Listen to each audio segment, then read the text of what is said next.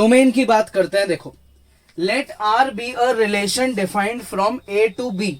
ए set से B set में हमने एक रिलेशन बनाया और उस रिलेशन को हमने सिंबल दिया है आर। अब क्वेश्चन ये है कि डोमेन क्या चीज है। तो एक काम करते हैं, यहां एक एग्जाम्पल लेते हैं।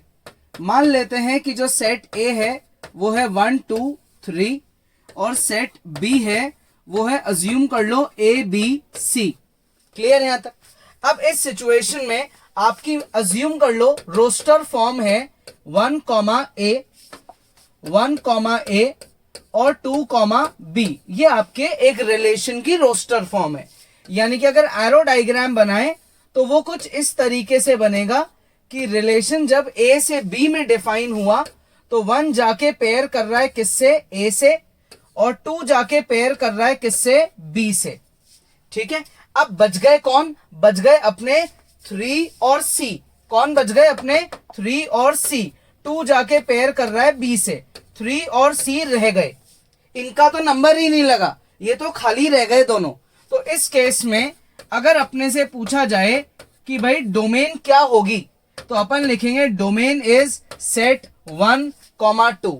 यानी कि only those elements will belong to the domain जो आपके सेट ए में किसी से पेयर बना रहे हैं। आप उस एलिमेंट को कभी भी नहीं लिखोगे जो एम्प्टी रह गया। तो इसका मतलब ये हुआ रूल कि जो डोमेन है वो हमारे सेट ए का क्या है, सबसेट है या फिर उसके इक्वल है। क्लियर?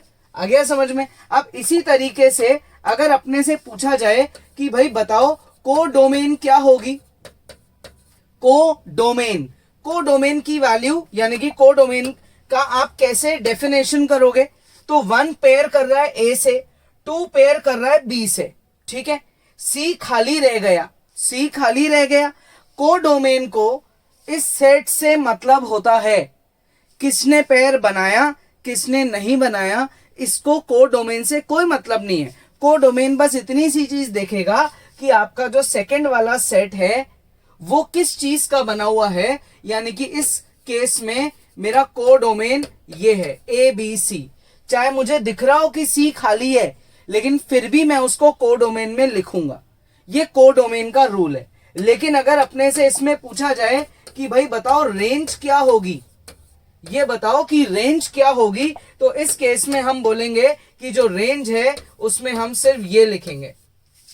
रेंज में हम सेकंड सेट में से उन्हीं एलिमेंट्स को लिखते हैं जो पेयर बना रहे हैं।